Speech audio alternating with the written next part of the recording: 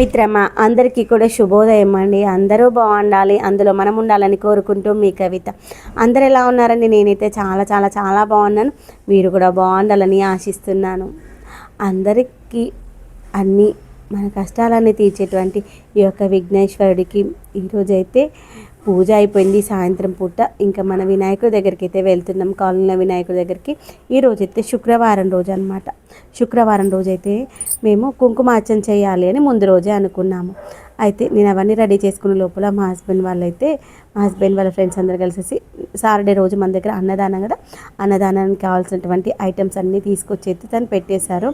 తర్వాత నేను వాళ్ళు పెట్టేసిన తర్వాత ఇల్లంతా క్లీన్ చేసుకొని తర్వాత మళ్ళీ స్నానం చేసుకొని ఇంట్లోని సాయంత్రం పూట కూడా మళ్ళీ వినాయకుడి దగ్గర పూజ చేసేసుకొని హారతి ఇచ్చేసి పూజ దగ్గరికి కావాల్సినటువంటి ప్రసాదాలు, దాంతోపాటు పూజ దగ్గర తీసుకెళ్లాల్సినటువంటి ఈరోజు కుంకుమార్చన చేయాలనుకున్నా కుంకుమార్చన కావాల్సినటువంటి సామాగ్రి ఇవన్నీ తీసుకొని అయితే రెడీ అయిపోయాము.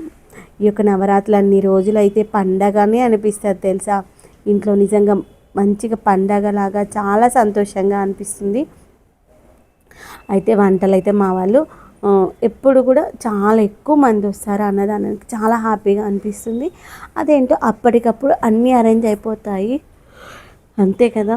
భగవంతుడి కృపా కటాక్షాలు మన దగ్గర ఉంటే ఏదైనా ఎవరు లేకపోయినా ఈజీగా అయిపోతుంది. అయితే ఇంట్లో దీపారాధన కోసం అయితే అన్నీ రెడీ చేసేసి పెట్టేసుకున్నాను. అఖిల్ వచ్చిన తర్వాత ఇంకా దీపారాధన చేస్తారనేసి ఆ లోపల నేనైతే మలీదనైతే చేస్తున్నాను అనమాట. ఈరోజైతే ప్రసాదానికి మలీదా చేద్దామనుకున్నాను. స్వీట్ ఏం చేయాలని ఆలోచిస్తే మలీదా చేద్దామనేసి మలీదా చేసా. రైస్ ఐటమ్స్లో నువ్వుల అన్నం అయితే చేశాను. చాలా మంచిది పిల్లలకి పెద్దవాళ్ళకి ఈ యొక్క నువ్వులన్నం చాలా మంచిది. దాంతోపాటు ఈ యొక్క మలీదా కూడా చాలా బాగుంటుంది. ఈ యొక్క మలీదాని అయితే మన ట్రెడిషనల్ వంటకం, మన తెలంగాణ వాళ్ళ యొక్క ట్రెడిషనల్ వంటకం, చాలా బాగుంటుంది. హెల్త్కి కూడా చాలా మంచిది, రుచికరంగా ఉంటుంది. అప్పుడప్పుడు చేసుకోవచ్చు, కానీ ఇలాంటి కొన్ని వంటకాలు వాటి యొక్క స్పెషల్ డేస్లోనే చేసుకుంటాము. ఇదైతే మలీదా మేమైతే తెలంగాణ వాళ్ళం బతుకమ్మ పండుగ రోజు అయితే చేస్తాము. పెద్ద బతుకమ్మ రోజు తర్వాత వచ్చేసి పెద్ద బతుకమ్మ రోజు అయితే తప్పకుండా చేస్తాము. పెద్దరామాస రోజు ఒక్కోసారి వీలుంటే చేస్తాము, ఒకవేళ లేకపోతే లేదు. తర్వాత అక్కడ రొట్టెలు కాల్చు అటు అన్నం చేసేసాను, అన్నాన్ని ఆరబెట్టేసాను. అన్నం చల్లారిపోతుంది. ఆ లోపల వాటిలోకి పౌడర్ కావాలిగా నల్ల నువ్వులు తీసుకున్న, నల్ల నువ్వులు ఇంకా చాలా మంచిది. నల్ల నువ్వులు, కొంచెం పెసరపప్పు, మినపప్పు, శనగపప్పు, కొన్ని ధనియాలు, దాంతోపాటు ఎండుమిరపకాయలు, వీటన్నింటిని వేయించి చల్లారిన తర్వాత మిక్సీని అయితే పట్టేసుకున్నాను. ఇక్కడ దేవుడి కోసం వాడుతున్నాం కాబట్టి మనం వెల్లుల్లి వేయట్లేదు. ఒకవేళ మన ఇంట్లో కోసమే దేవుడికి ప్రసాదంగా కాకపోతే కొన్ని వెల్లుల్లి కూడా వేసేసి మిక్సీని బరకగా మిక్సీ పట్టేసుకోండి, బాగుంటుంది తెలుసా. చాలా టేస్టీగా ఉంటుంది. ఈ యొక్క క్లైమేట్లో కొన్నిసార్లు మనకి కర్రీలు చేసినా తినాలనిపించదు కదా, అలాంటప్పుడు ఇలా నువ్వులు అన్నం చేసి పెట్టండి పిల్లలకి లంచ్ బాక్స్లోకైనా. ఈవినింగ్ వచ్చిన తర్వాత మనకి ఏమైనా తినాలనిపిస్తుంది అంటే అలా అప్పటికప్పుడు మార్నింగ్ రైస్ మిగిలింది అనుకోండి, ఏం చేయాలంటే ఇలా నువ్వుల పొడితో అన్నం చేసి పెట్టండి, బాగుంటుంది. ఈ యొక్క పొడి అప్పటికప్పుడు చేసుకునే టేస్ట్ బాగుంటుంది. అంతకుముందు ఎప్పుడో చేసి పెట్టింది అయితే అంత టేస్టీగా ఉండదు, గుర్తుపెట్టుకోండి. ఇలా అన్నం చల్లారబెట్టేసుకున్నాక చల్లారబెట్టినటువంటి అన్నానికి ఈ యొక్క పౌడర్ కలిపేసి తాలింపు వేసేసుకున్నాను. ఆల్రెడీ తాలింపు దీంట్లో వేసేసుకున్నాను. తాలింపు ఏం లేదు, ఆయిల్ వేడిన తర్వాత పోపు గింజలు వేసుకొని మినపప్పు, తర్వాత వచ్చేసి కొంచెం శనగపప్పు, ఎండుమిరపకాయలు, కరివేపాకు, కొంచెం పసుపు వేసుకున్నాను. ఇక్కడ కూడా మనము ప్రసాదం కోసం కాకపోతే అల్లం పేస్ట్ వేసుకుంటే బాగుంటుంది టేస్ట్. దేవుడి ప్రసాదాల్లో మనం ఉల్లిగడ్డ, అల్లము, ఎల్లిగడ్డ ఇవి వేయం కాబట్టి ఇక్కడ వేయట్లేదు. పోపు అంతా కలిపేసుకొని మంచి కలిసేలాగా కలిపేసుకుందాం. ఇలా మంచిగా కలిపేసుకున్న తర్వాత పక్కన పెట్టేసుకొని ఇంకా పూజకు కావాల్సిన సామాగ్రి అంతా తీసుకొని వినాయకుడి దగ్గరికి అయితే వెళ్ళిపోయాము. పంతులు గారు వచ్చే లోపల మేము కుంకుమార్చన చేసుకుందామని అయితే అనుకున్నాం. ఎందుకంటే పంతులు గారు అయితే ఇలాంటి కార్యక్రమాల్లో తనకు టైం లేదని చెప్పారనమాట. అందుకనే పంతులు గారు వచ్చే ముందు కానీ పంతులు గారు వచ్చి పూజ చేశాక కానీ చేసేసుకున్నాం అనమాట. అందుకోసమని పంతులు గారు వచ్చే ముందుగా చెమ్మలు, పెద్ద చెమ్మంటే చెమ్మలు వినాయకుడి దగ్గర పెట్టేసి మంచిగా దీపారాధన అయితే చేసేసుకొని అందరము పసుపు కుంకుమార్చనకు కావాల్సినటువంటి సామాగ్రి అయితే అందరం ఎవరిది వాళ్ళకి తెచ్చేసుకున్నాము. తమ్మలపాకులు కావచ్చు, విడి పువ్వులు, పసుపు, కుంకుమ, గంధము, అక్షంతలు, హారతి ప్లేటు, హారతి బిళ్ళలు, అగరబత్తీలు ఇవన్నీ తెచ్చేసుకొని శ్లోకాలు చదువుకుంటూ ఫస్ట్ చూడచోపచారాలు చేసిన తర్వాత కుంకుమార్చన అయితే లక్ష్మీ అష్టోత్తరాలు చదువుకుంటూ చేసేసాము.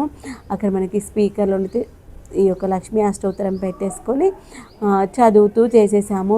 అందరికీ ఆల్మోస్ట్ ఆల్ ఇవన్నీ మినిమం కదా, అందరికీ వస్తాయి కాబట్టి అందరం కలిసి చదువుకుంటూ లక్ష్మీ అష్టోత్తరాలు చదువుతూ ఈ యొక్క కుంకుమార్చన అయితే చేసాము. ఈ యొక్క కుంకుమార్చన కోసం అయితే మనకి మినిమం కావాల్సింది పసుపు, కుంకుమ, గంధము, అక్షంతలు, తర్వాత వచ్చేసి తమ్మలపాకులు, తర్వాత వచ్చేసి అగరబత్తి. అయితే మన దగ్గర ఉంటే అమ్మవారి ఫోటో, లేదంటే అమ్మవారి విగ్రహము, లేదంటే అమ్మవారి రూపు, లేదంటే ₹1 కాయిన్, వీటిలో ఏవి ఉంటే వాటిలో చేసుకోవచ్చు. నేనైతే ₹1 కాయిన్ తెచ్చుకున్నాను. సిల్వర్ కాయిన్ ఉంది కదా, నేను తెచ్చుకోవడం మర్చిపోయాను. ₹1 కాయిన్ పెట్టేసుకొని ₹1 కాయిన్ పెట్టుకొని చేసుకోవచ్చు. అయితే కొంతమంది పేపర్ ప్లేట్స్లో చేసుకుంటారు, నాకు ఎందుకు అలా నచ్చదు. అందుకనే చెప్పాను మేడం అందరికీ, అందరి దగ్గర ఇలాగ ఇత్తడి ప్లేట్లు ఉంటాయి కదా, ఇత్తడి ప్లేట్ తెచ్చేసుకోండి, ఇత్తడి ప్లేట్లు తెచ్చేసుకుంటే దాంట్లో పెట్టేసుకొని చేసుకోవచ్చు అనేసి.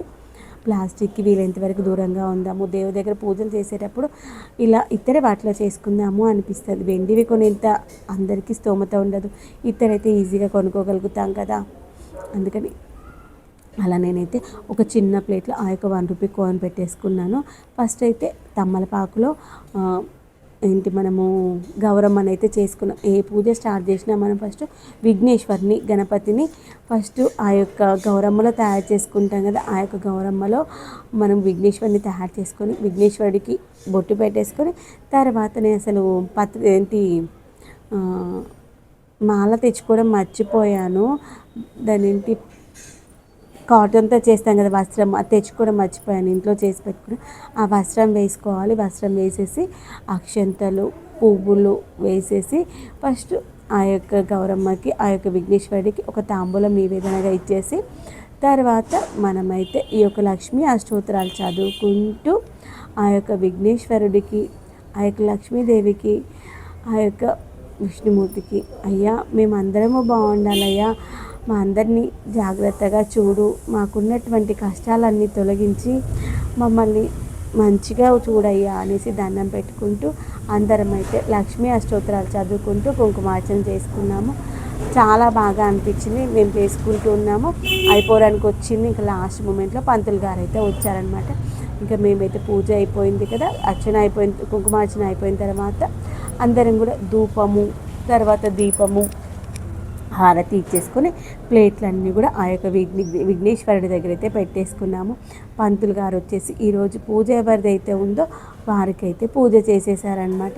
ఈ యొక్క అష్టోత్తరాలు చదువుకుంటూ కుంకుమార్చన చేసుకోవడం అయిపోయిన తర్వాత మనం ఏం చేయాలంటే ఫైనల్గా అక్షంతలు వేసి బొట్టు పువ్వు పెట్టేసి ఆ యొక్క హారతి ఇవ్వడం అయిపోయిన తర్వాత మనం కుంకుమార్చన చేసినటువంటి కుంకుమని మనం అందరము పెట్టుకోవాలి. పెట్టేసుకున్న తర్వాత దేవుడికైతే పూజ చేసుకున్నాము. పంతులు గారు వచ్చారు కదా, పూజనైతే చేసేసారు.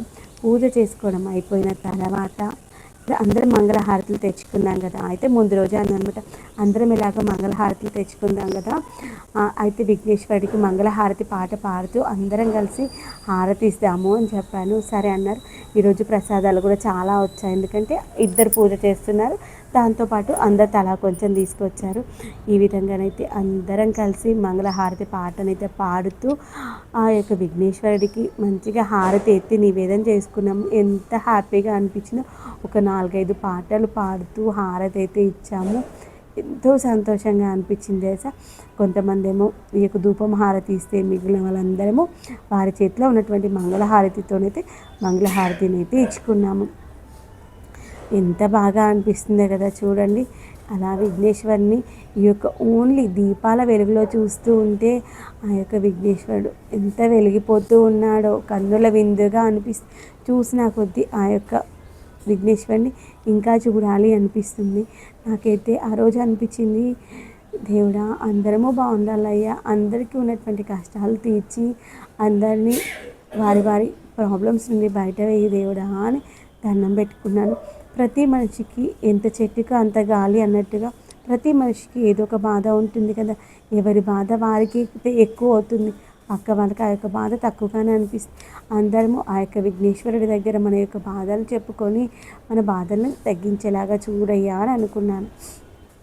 ఇలా అందరము హారతి ఇచ్చాక కాసేపు అలా విఘ్నేశ్వరుని చూస్తూ ఉంటే ఎంతో బాగా అనిపించింది తెలుసా.